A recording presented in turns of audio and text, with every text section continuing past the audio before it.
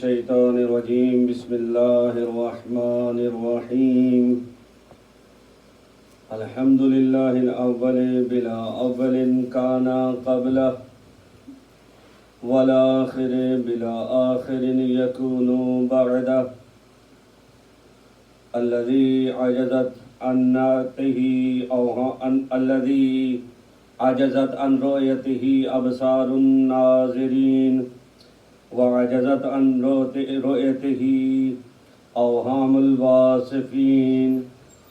ثم الصلاة والسلام والتحية والإكرام على رسول المسدد والمصطفى الأمجد مولانا ومولى الثقلين جد الحسن والحسين أبي القاسم محمد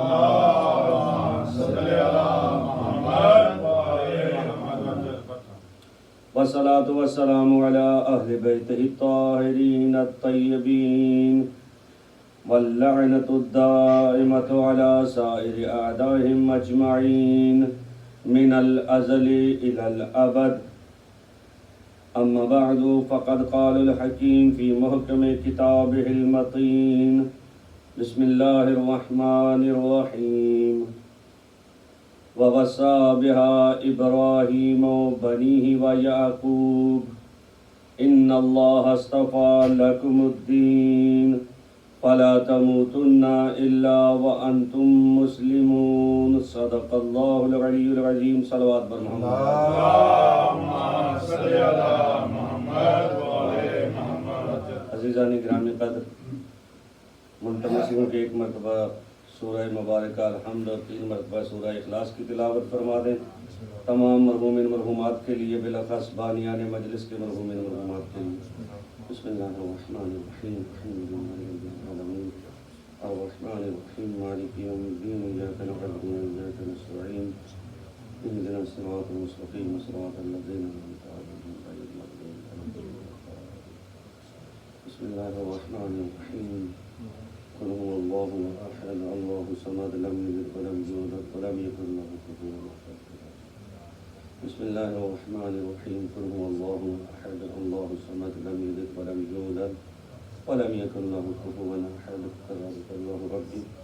اللهم بارك على هذا قلوب المؤمنين والمؤمنات بار الہ محمد و آل محمد علیہ السلام کے صدقے میں ہماری اس عبادت کو اپنی بارگاہ میں عظیم عبادت شمار فرما بانیان عرش اعضاء کے بچھائے ہوئے عرش اعضاء کو اپنی بارگاہ میں عظیم عبادت شمار فرما محمد و آل محمد کے صدقے میں پڑھنے والے حضرات جہاں جہاں پر بھی ذکر توحید ذکر محمد و آل محمد مدحت محمد و آل محمد بیان کر رہے ہیں سب کی توفیقات خیر میں اضافہ فرما تمام سننے والوں اور پڑھنے والوں کی حفاظت فرما محمد و آل محمد کے صدقے میں ہمارا خاتمہ بالخیر فرما ہمارا خاتمہ بالایمان فرما بار الہ اس فتش عزا کے صدقے میں ہمیں اس وقت تک موت نہ دینا جب تک تیری ذات ہم سے راضی نہ ہو جائے محمد و آل محمد کے صدقے میں بے اولاد جھولیوں کو آباد فرما محمد و آل محمد کے صدقے میں مومنین مومنات جہاں جہاں پر بھی ذکر محمد و آل محمد کو دنیا تک پہنچانے کے لیے کسی بھی طرح سے کوشش کر رہی ہیں بالاخص اس ادارے کو چلانے والے مومنین و مومنات کی توفیقات خیر میں اضافہ فرما اور محمد و آل محمد کے صدقے میں میرے 2 بھائی علی رضا اور یونس بھائی روز زحمت کرتے ہیں مجھے سواری فراہم کرتے ہیں خالق لم یزل ان کی توفیقات خیر میں اضافہ فرما محمد و آل محمد کے صدقے میں اپنی آخری حجت اور ہمارے زمانے کے امام کے ظہور میں تعجیل فرما ہمیں ان کے اوان انصار میں شمار فرما ایک مرتبہ بلند آواز سے محمد و آل محمد کی ذات پہ درود بھیجیے اللہم صلی اللہ عزیزان گرامی قدر سلسلہ گفتگو آپ کے ذہنوں میں یقیناً محفوظ ہوگا مسلسل آج 4تھا روز ہے یہ 4تھی مجلس ہے اس عشرہ محرم کے حوالے سے جس میں آپ حضرات کی سماعتوں کی نظر سورہ بقرہ کی آیہ نمبر 132 کو کر رہا ہوں جس میں خالق لم یزل ارشاد فرما رہا ہے وَوَصَّى بِهَا إِبْرَاهِيمُ بَنِيهِ اسی بات پر حضرت ابراہیم علیہ السلام نے اپنی اولاد کو وصیت کی و یعقوب، اور حضرت یعقوب علیہ السلام نے اپنی اولاد کو وصیت کی۔ بات سمجھ آ رہی ہے نا انشاءاللہ؟ تھوڑا تھوڑا بولنے کی کوشش کیا کریں، کچھ نہیں ہوتا، میں بول رہا ہوں مجھے کچھ اور ہے، آپ کو بھی انشاءاللہ کچھ نہیں ہوگا جی۔ حضرت ابراہیم علیہ السلام نے اپنی اولاد کو، حضرت یعقوب علیہ السلام نے اپنی اولاد کو وصیت کی، اور کیا فرمایا؟ یا بنیا ان اللہ اصطفیٰ لکم الدین، اے ہماری اولادو، اے ہمارے بیٹو، اے ہماری بیٹیوں،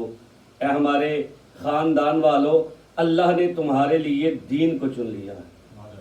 کس کو چن لیا ہے؟ دین کو چن لیا ہے۔ آج اسی دین کے متعلق تھوڑی سی گفتگو کرنا چاہتا ہوں۔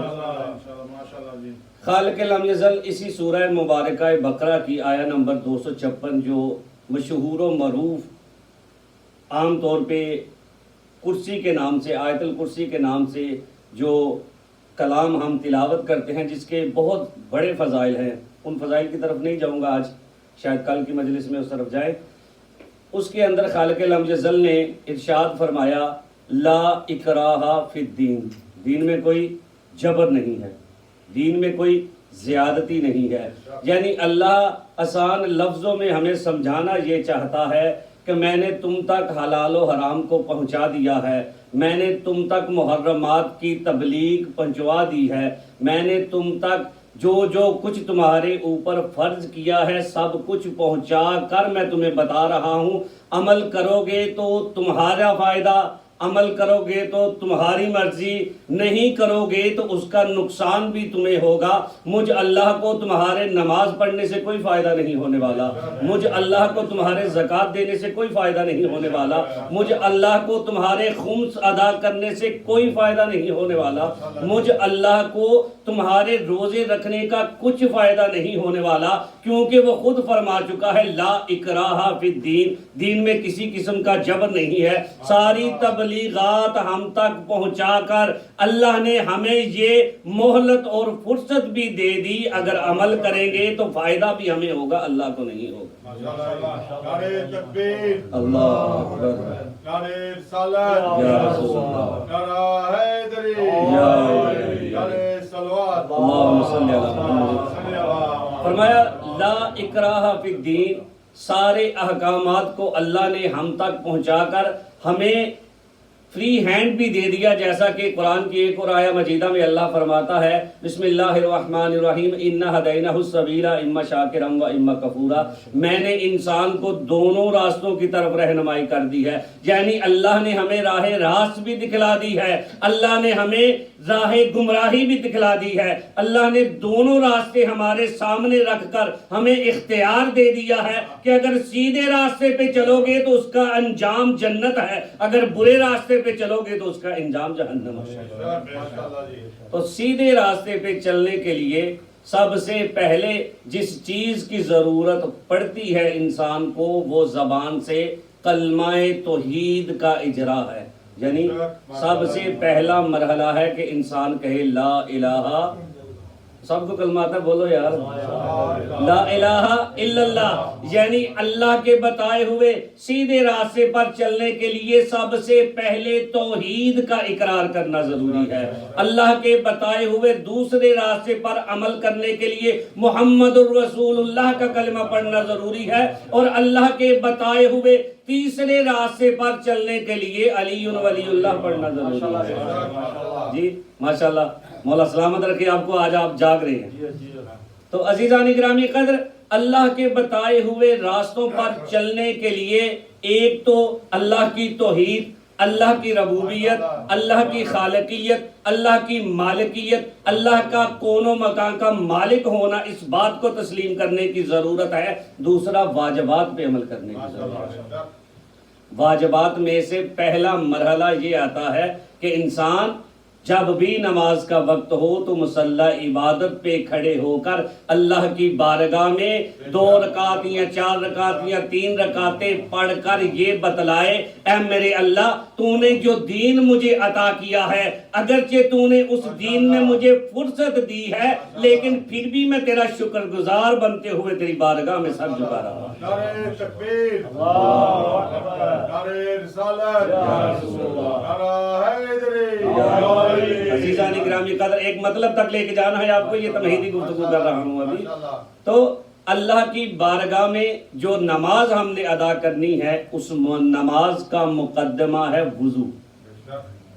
آج وضو کے حوالے سے کچھ روایتیں میں نے آپ کے سامنے بیان کرنی ہے، اور انشاءاللہ بشرط زندگی مالک آپ کو بھی اور مجھے بھی انشاءاللہ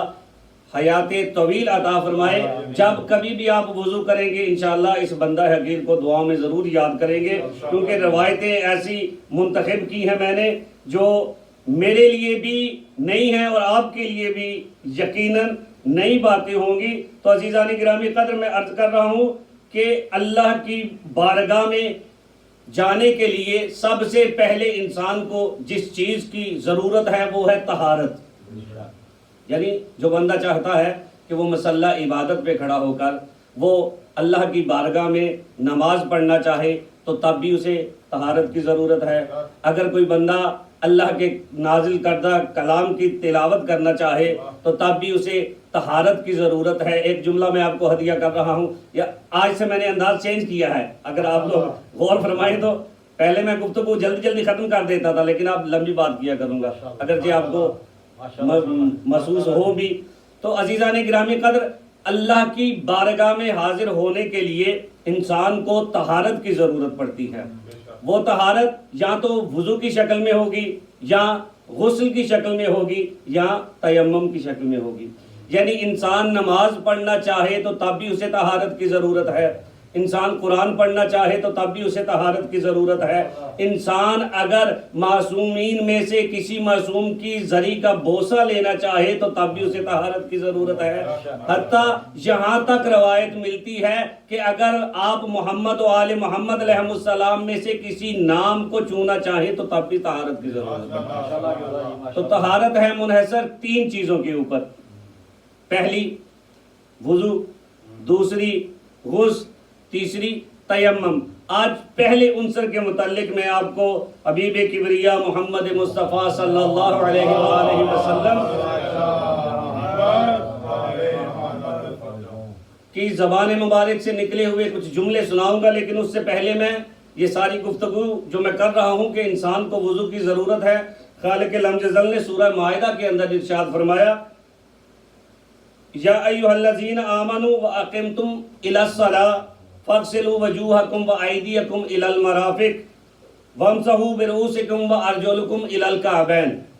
کہ جب تم اللہ کی بارگاہ میں حاضری دینا چاہو، جب تم نماز پڑھنا چاہو، جب تم قرآن کو تلاوت کرنا چاہو، یا باقی موارد جو میں نے بیان کر دیے ان میں سے کوئی بھی کرنا چاہو تو تم اللہ کی بارگاہ میں وضو کر کے آؤ۔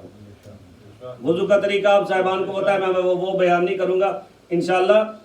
تو اللہ کی بارگاہ میں حاضری کے لیے ضروری ہے کہ انسان وضو کر کے جائے، اور محمد مصطفیٰ صلی اللہ علیہ وآلہ وسلم فرماتے ہیں، ان استطعت ان تکون علی وضو فافعل فإن ملک الموت اذا قبض روح العبد وهو علی وضو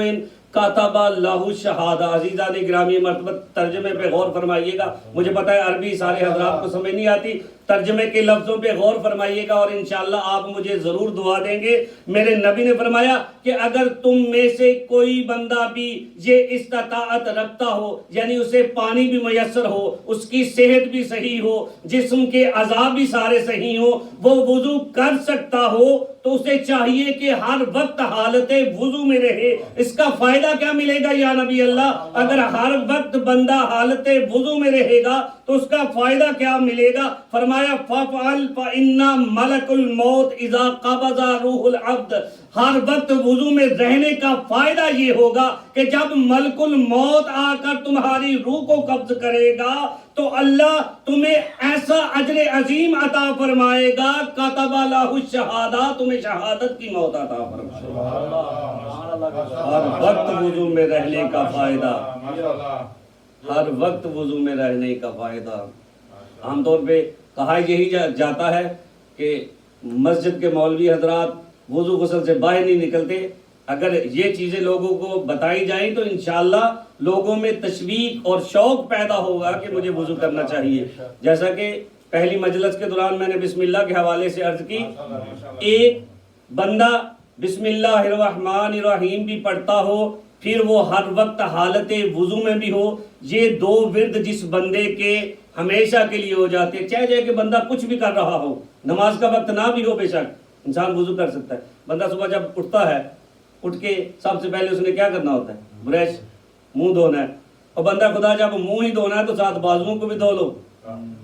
وضو کا ثواب مل جائے گا. اس کا فائدہ سراسر یہ ہے کہ اگر انسان، موت حق ہے،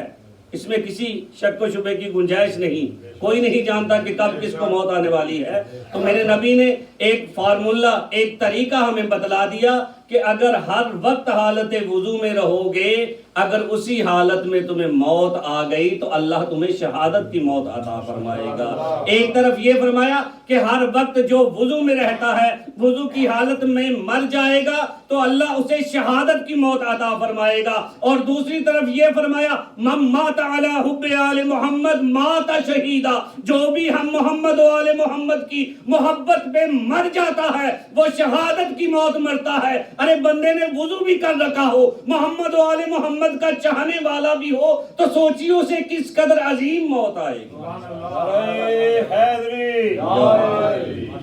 عزیزان گرامی قدر، یہ پہلا فرمان تھا اور اسی کے اندر 22 منٹ چلے گئے.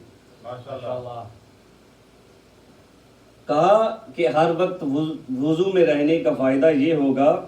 کہ اگر انسان حالت وضو میں مر جائے تو اللہ اسے شہادت کی موت عطا کرے گا. اور پھر ایک دوسری روایت کے اندر میرے نبی حضرت محمد مصطفیٰ صلی اللہ علیہ وآلہ وسلم ارشاد فرماتے ہیں، یہ بھی وضو کے حوالے سے ہی روایت ہے کہ الطاہر النائم کالصائم القائم. ہر وقت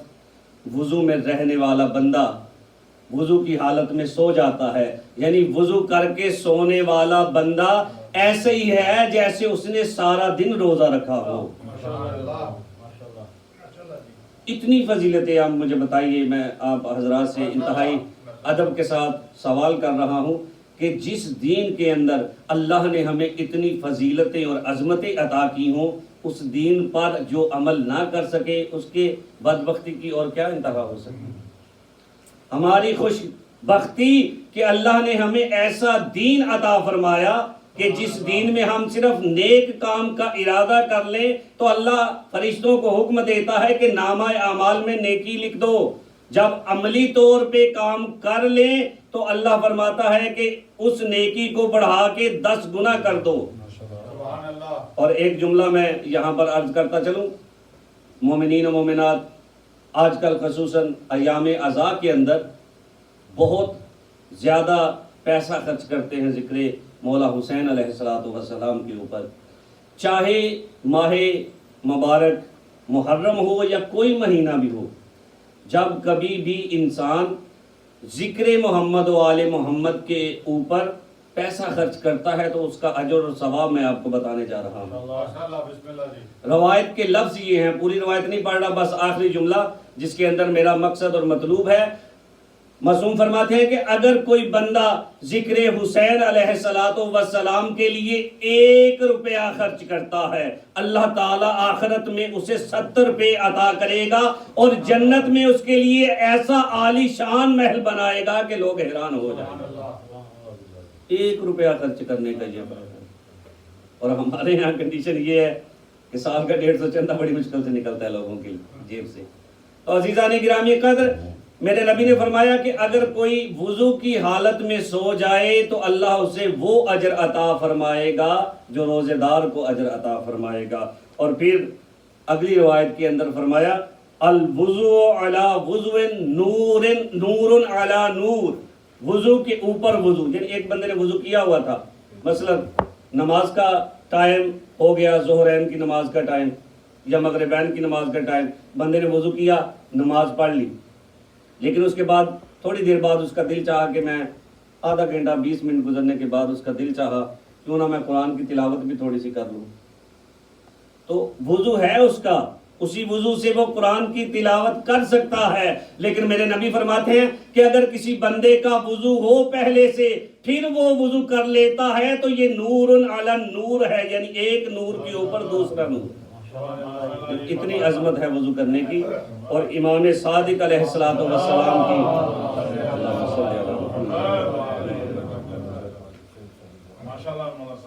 امام صادق کی روایت آپ کی سماعتوں کی نظر کرنے جا رہا ہوں۔ میرے مولا فرماتے ہیں کہ من جدد وضوءہ لغیر حدث جدد اللہ ثوابہ من غیر استغفار۔ انتہائی عجیب و غریب روایت میں آپ کے سامنے عرض کر رہا ہوں امام صادق علیہ السلام کی۔ امام فرماتے ہیں کہ اگر کوئی بندہ تجدید وضو کرے، یعنی وضو کے اوپر وضو کرے بغیر کسی وجہ کے، جبکہ اسے وضو کرنے کی ضرورت نہیں ہے، اس کا یہ وضو کے اوپر وضو کرنا ہے، یعنی وضو کو تجدد کرنا اس بات کا فائدہ اور ثمر دیتا ہے کہ بغیر توبہ کیے اللہ اس سے کے استغفار کو قبول فرماتا ہے۔ استغفر اللہ ربی واتوب الیہ کہنے کے لیے اس نے ہاتھوں کو نہیں اٹھایا، تسبیح میں پکڑ کر، تسبیح ہاتھ میں پکڑ کر استغفر اللہ ربی واتوب الیہ نہیں کہا، صرف وضو کے اوپر وضو کرنے کا اجر اللہ اسے یہ عطا فرمائے گا، بغیر استغفر اللہ ربی واتوب الیہ کہے اللہ اس کی توبہ کو قبول فرمائے گا۔ اس سے زیادہ فضیلتیں، اس سے بڑے فضائل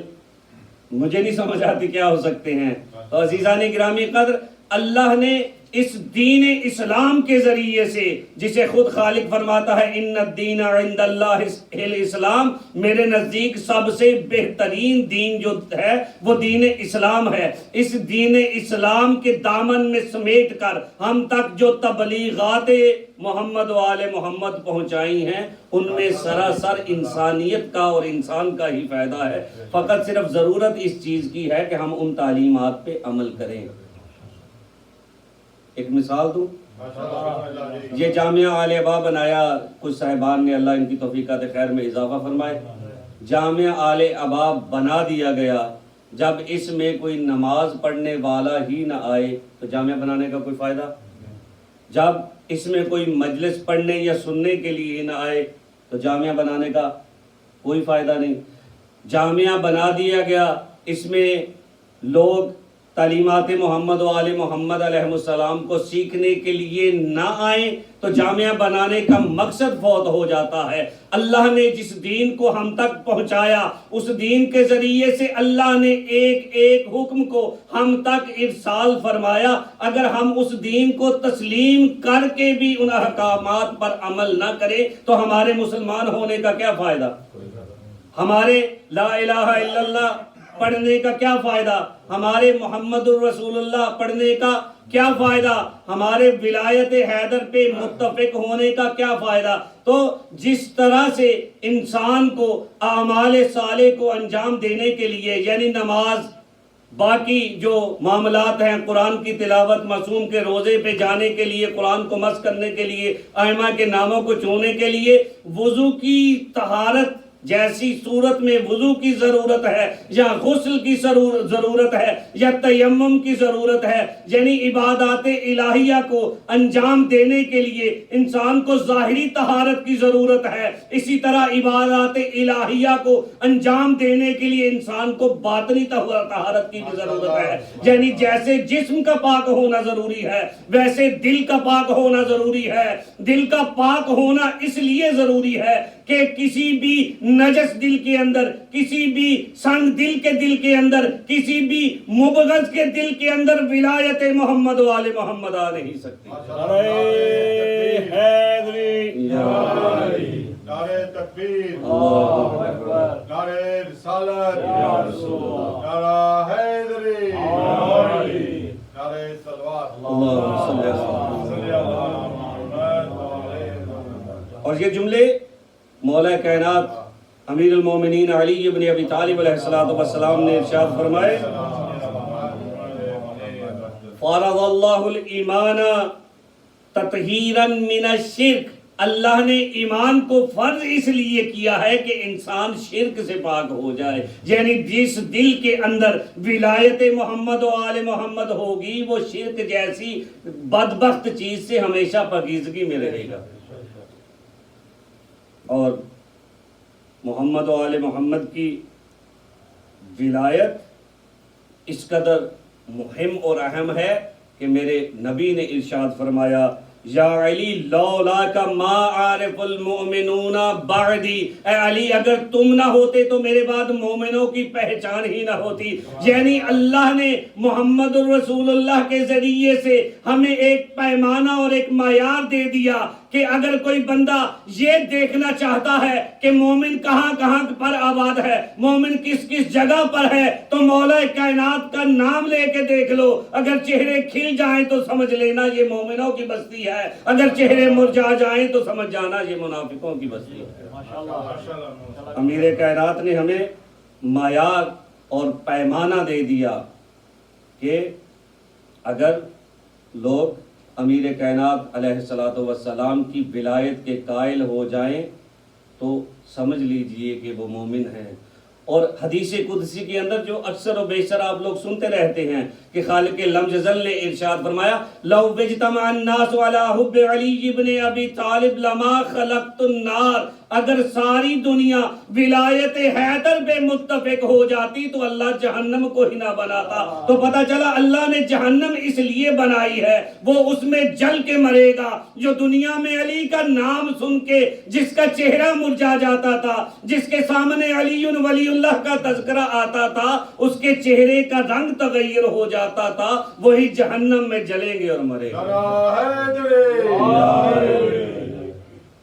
اور ایک اور روایت کے اندر امیر کائنات کی فضیلت کو بیان کرتے ہوئے میرے مولا نے حبیب کبریا نے ارشاد فرمایا یا علی لن تضل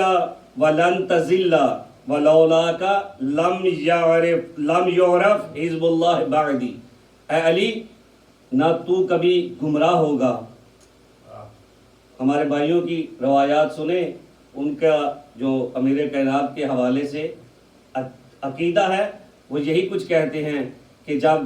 امیر کائنات اور امیر شام کے درمیان مقابلہ ہوا، جب امیر کائنات اور جنگ جمل کا معرکہ ہوا، جب امیر کائنات اور نہروان کا معرکہ ہوا، تو وہ کہتے ہیں کہ نعوذ باللہ نقل کفر نباشت علی خطا پر تھے، جبکہ میرے نبی ارشاد فرما رہے ہیں یا علی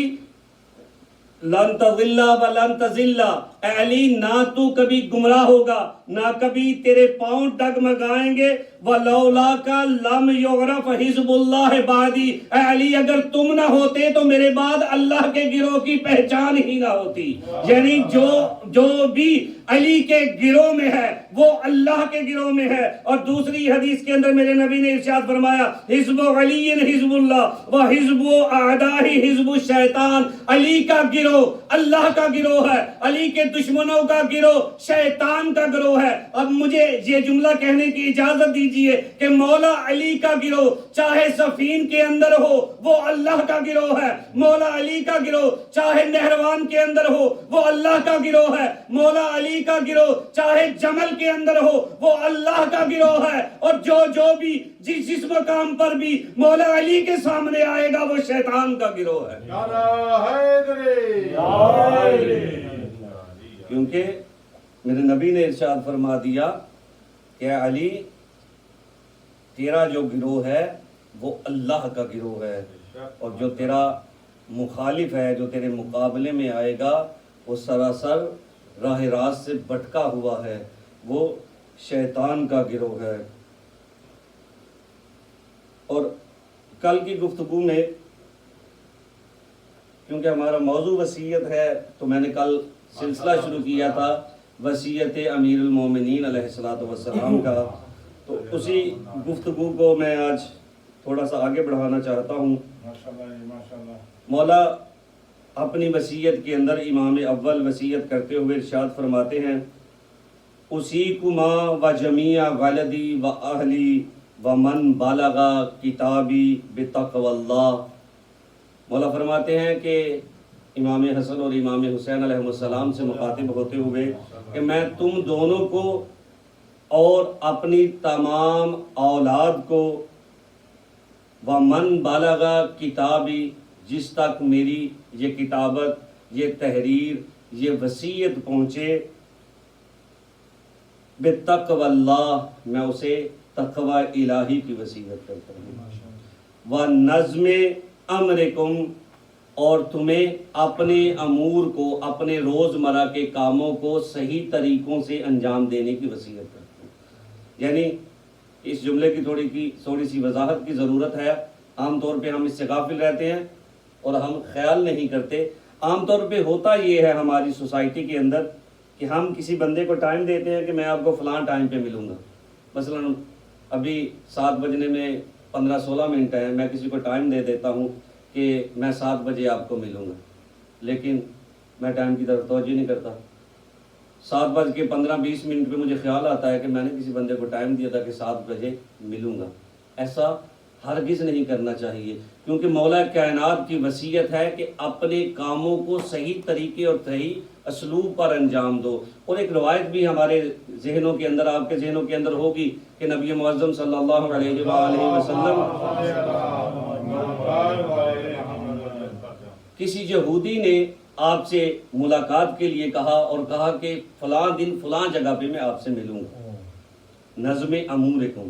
یعنی اپنے ٹائم ٹیبل کو ایڈجسٹ کرنے کی ضرورت ہے کہ جس کو جو وقت دو اس وقت کا خیال رکھو۔ یعنی مجلس کا ٹائم دیا ہے 6:30 تو 6:30 شروع کر دو، چاہے سننے والا کوئی نہ ہو،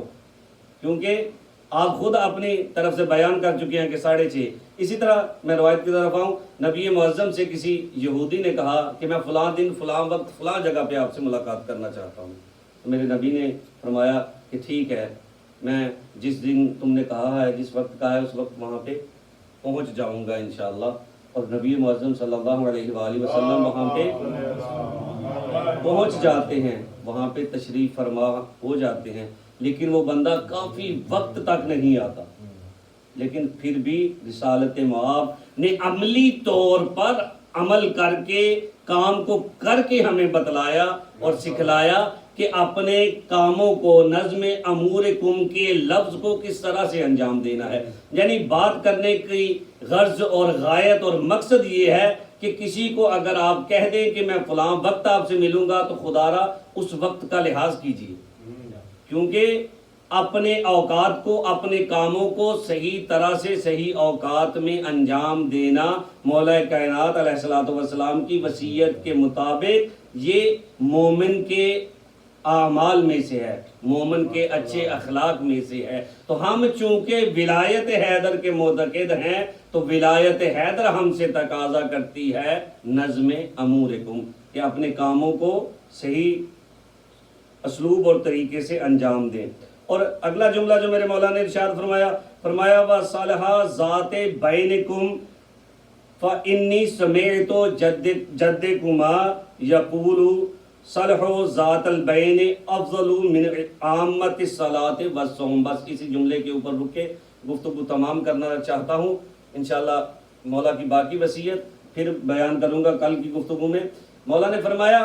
کہ اگر دو اشخاص کے درمیان لڑائی ہو جائے، اگر تمہیں پتہ چلے کہ دو افراد آپس میں ناراض ہیں، اگر تمہیں پتہ چلے کہ ایک ہی فیملی کے دو بندے آپس میں ایک دوسرے سے بات نہیں کرتے، ہیں بھی بہن بھائی، ہیں بھی میاں بیوی، ہیں بھی باپ اور بیٹا، ہیں بھی بیٹا اور ماں، ہیں بھی بیٹی اور ماں، تو ان دونوں کے درمیان صلح کرانا ایک عظیم اجر اور ثواب کا حامل ہے۔ میں نے تمہارے جد محمد مصطفیٰ سے یہ سن رکھا ہے کہ دو ناراض افراد کے درمیان صلح کرانا مستحب نماز اور روزے سے افضل ہے۔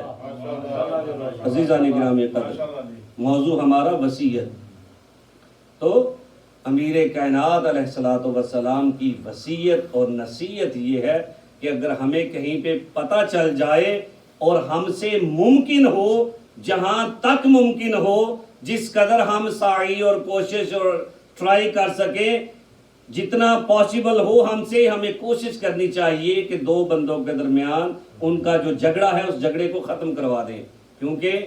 نبی معظم کا فرمان ہے کہ دو بندوں کے درمیان صلح کرانا مستحب نماز پڑھنے سے بھی افضل ہے، مستحب روزہ رکھنے سے بھی افضل ہے۔ درود بھیجیے محمد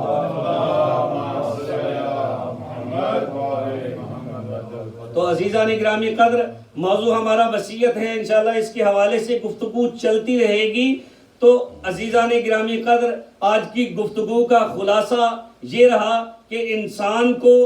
چاہیے حد الامکان کوشش یہ کرنی چاہیے کہ اللہ نے جو واجبات ہمارے اوپر ادا کیے ہیں ان واجبات پہ عمل کرنے کی کوشش کریں۔ اللہ نے جو محرمات ہمیں بتلائے ہیں ان محرمات سے بچنے کی کوشش کرنی چاہیے۔ اللہ نے جو ولایت محمد و آل محمد ہم پر فرض کی ہے اس ولایت کی روشنی میں ہمیں اللہ کے تقاضا کردہ احکامات کے اوپر عمل کرنا چاہیے تاکہ ہم حقیقی معنوں میں محمد و آل محمد علیہ السلام کے چاہنے والے بن سکیں۔ عزیزان گرامی قدر، اللہ کے عطا کردہ دین کے تقاضوں پہ عمل کرتے ہوئے ایک کربلا کا شہید وہ شہید ہے جسے حر کہا جاتا ہے، اس نے لبیک کہا تھا۔ ماشاءاللہ